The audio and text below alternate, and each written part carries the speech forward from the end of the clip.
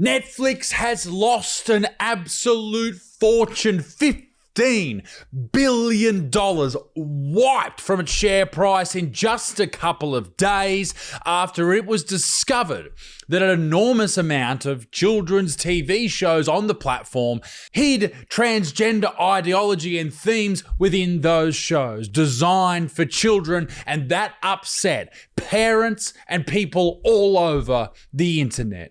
People were extremely upset about that. And since then, the share price has started to rebound a little bit, a bit of a course correction, if you will. But it's obvious to me and anybody who's paying attention that people were absolutely pissed off about this. They were angry, they were upset, and I think some of it is justified. I think some of it's probably an overreaction. Maybe some of it's not as bad as we think. But for us as parents and the normal, average, run-of-the-mill human being, the critical thinker, the person who takes the best from both worlds, left and right, I think most of us sit here and say, hey, maybe this isn't appropriate for kids. Let's have a look at what really triggered this reaction, what really got people's non-gender conforming knickers in a twist. It took a while, but we finally found a file for a Bailey Del Vecchio. Is 32 Burn Hill Road still the current address? Yeah. Have you been giving him fluids? If he's dehydrated, we'll need to place an IV. Here's a great example of what I'm talking about. The TV show, The Babysitters Club. Huge fan. It's made for very young teenage girls, I imagine. And in this scene, a nurse is talking to two characters, one character in the hospital bed who identifies as a she, but the nurse keeps referring to her as a he because biologically he's a he. Following? Good. Have you been giving him fluids? If he's dehydrated, we'll need to place an IV. Keep saying him. He's not a him. This tiny child in the bed there, as you can see, very, very young, identifies as a she. So the hero in this situation, and then another doctor, a white male doctor, a piece of shit, he walks in. I hear someone's not feeling well. Let's take a look at the little man. Let's take a look at the little man. Isn't that right, little sir, little captain? Let's keep saying male things to make it very obvious. I know that you guys are busy, but as you would see, if you looked at her and not her chart, Bailey is not a boy. And by treating her like one, you are completely ignoring who she is. You're making her feel insignificant and humiliated.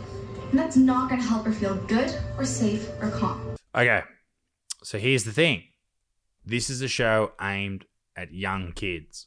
So is it appropriate for them to learn about this? Well, yeah. See, it's such a juggling act, right? I think if the kids are very, very, very young, then it's a problem. But if they're not too young, maybe they should learn about it, but there's a time and a place, and normalizing it too much makes it popular. Oh, it's a lot. It's a lot. But you're pushing this ideology that, you know, you can identify as whatever you want onto very young, malleable minds. And I think that's why people are having a problem with what Netflix is doing. And they're voting with their money. Like Elon Musk came out and said, cancel Netflix. And this is why they wiped so much off their stock price. It's rebounded a tiny little bit, but still people are pissed. Okay, here we got two dudes. When you're trying to decide, think about all the things you like to do. Just be you. Just be you. Great, great message. My name is Charles. I stand up for my pronouns. I'm the Ghost Club artifact specialist.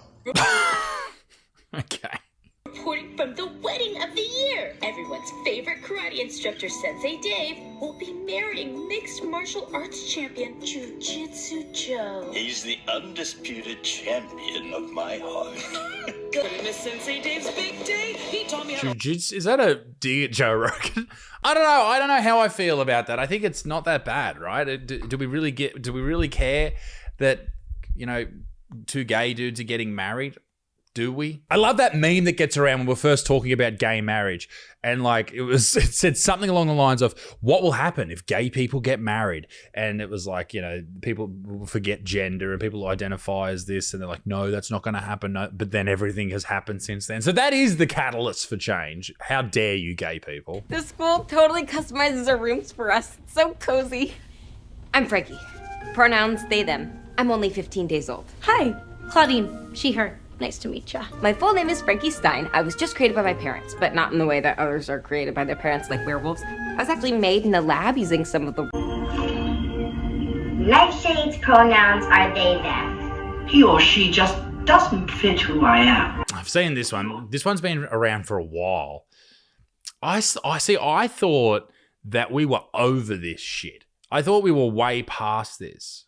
I really did.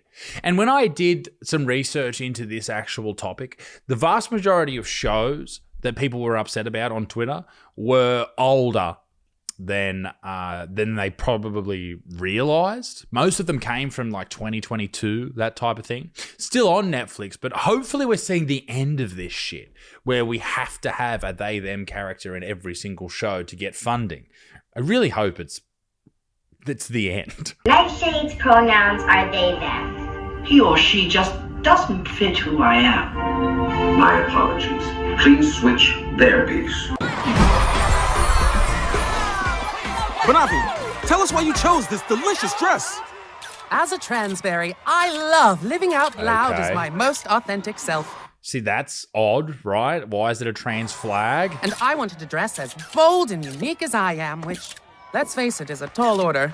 I don't know how I feel about all this now. Okay, we have here strawberry shortcakes from the 1980s. She's going for a pets and garden while entering a baking contest. Netflix remade it, and they're trans. Why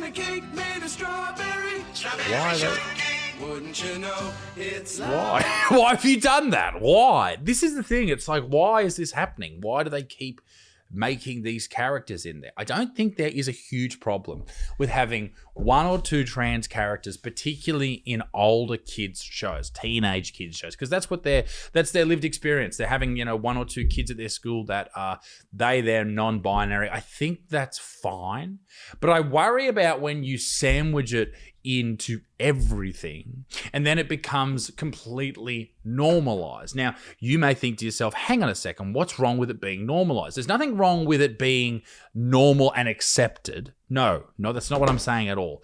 What I'm saying is if you make it completely normal, if you start to tell these stories about all of these kids that are trans, from then you then implant this message into these other kids' minds that when they start to feel a bit strange about being a boy or a bit strange about being a girl, they might rush into a decision that isn't fantastic. And then we know the world we live in right now where, they want to give kids hormones and change their physiology and their biology and all this type of stuff very, very quickly and very swiftly. And they don't think about the long-term ramifications. And parents seem to be very, very scared. They don't want to say the wrong thing. They don't want to lose their kids. And I understand that. But if you then make it completely, run-of-the-mill, normal, every day, then maybe more kids would do it.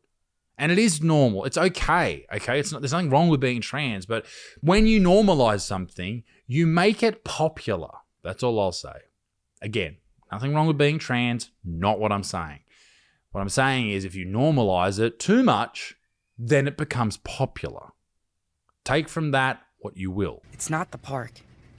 It's me. Okay, I'm trans, Norma.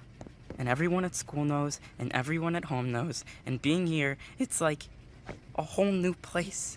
Okay, so we've got trans characters. Now, do I think that trans characters is a bad thing? I don't know. I don't know. I think it depends on what you're watching. Now, take, for example, someone like Miss Rachel or The Wiggles. If they introduced a trans character, I would be like, okay, that's ridiculous. But this show sort of seems like it seems like a teenager show. Like, shouldn't teenagers know about this type of stuff? Is it okay to have representation in that? Probably you could argue that. I mean, I don't know anything about this character. I think we need to learn more about this character before we start to judge. Obviously, for young children, bringing this into the fold is completely unnecessary, and it's just really woke producers, writers, woke TV networks that are bringing that on. But for older kids, maybe this isn't too bad. What are your kids watching? Folks, you need to check this out. We just sent our kids to bed. This Jurassic World was still playing and we came across this. So here's another one from TikTok. This is a guy saying, what are your kids watching? And it's from a Jurassic Park or Jurassic World cartoon for kids. You were trying to tell me something before. Earlier. Okay, you got two female characters. Someone wants to tell someone something. Super important. I'm interrupting this video constantly so that it doesn't get taken down with copyright. I know it's annoying, but it is what it is. It was. She wants to say something super important. The truth is, Sammy, I've fallen for you. Lord have mercy. Hard. Lesbians in Jurassic World, the mega pussysaurus has escaped, and the only way to control it is scissoring. Jurassic World. Since when did this happen in Jurassic World? I thought it was about dinosaurs. Dinosaurs, guys. Listen, lesbians can exist in Jurassic World, and I want them to insert one of those raptor eggs into their asses. But yeah, it is weird. It is weird that it is in a kid's show. That's the thing here. This is for children. Why don't we make it more about the exciting dinosaurs and not the love story between two lesbians, right? Oh my gosh, look at this. Look at this. Oh my God, they're making out. This is the best fucking... I'm going to go watch this right now. Jurassic World, guys, protect the kids. Protect the kids from the lesbian kiss. I mean, I know what you're saying, but also, they'll be... Protect your kids. Sometimes you have to watch what they watch. Watch what they watch, guys. I don't know what to think about this. It's like, who gives a shit, but also, why are you putting this in a kid's show? I think that's the reaction, right? Another thing you may notice on streaming platforms like Netflix, even normal TV, is that the white people in it are always the big fucking idiots. And it's really quite noticeable the more you look for it. Even look at the way that some people speak about white people who are funded by Netflix, allegedly. This is Ibrahim X. Kennedy's film on Netflix designed to teach Americans that whiteness prevents white people from connecting to humanity. I don't think white people worldwide have really reckoned with how much their own personal identity is shaped by constructions of whiteness, and how much that construction of whiteness prevents... Shut the fuck up, mate. Honestly. White people from connecting to humanity. You can say anything, right, about white people and make it sound profound. Ready? Watch this. I believe that white people and whiteness in general dehumanize all other people because they feel entitled to their reality. What the fuck does that even mean? So you can say fucking anything. So what do I think? Do I think that Netflix is going out of its way to push these LGBTQIA+ narratives onto kids? Yeah, a little bit, and I think we see it everywhere. We see it in Australia. There's a lot of film companies here that won't give you funding unless... I've been through it before. We tried to get funding a couple of years ago for those ghost documentaries we used to make. You had to have a certain amount of gay people. You had to have, or at least people a part of the LGBT community. You had to have Indigenous people involved. You had to have women involved. You had to have all these. You had to check all these boxes. It didn't matter about the content or the messaging. You just had to tick a box. And that's what I think these producers are doing. They're just ticking boxes to keep their jobs. Is it as bad as everyone's making out? Probably not as bad. I think we all just need to take a breath. But also watch what your kids watch. And if you think it's fucking shithouse, then don't let them watch it, or at least explain to them why they are having so many of these characters in there. But yeah, it is odd. Before I finish this video, I want to just quickly comment on the E-Safety Commission. This is very important news. Julia Imam Grant, she's in charge of the internet in Australia. Yes, she's a non-elected official that decides what we can and cannot see, has come out this week demanding and actually banning several accounts here in Australia, banning Australians from seeing them on X because they were sharing videos that she deemed were too offensive for Australians to see. Namely, the video of the young lady who was ended on a train. If you recall that footage, a horrifying story about a poor lady that just walked on a train and was attacked. It was horrifying. It happened just before Charlie Kirk got shot, and I think people forgot about it post that. Anyway, the E-Safety Commission has come out and said that any account that doesn't remove that is going to get, X is going to get fined, for starters, $825,000 a day.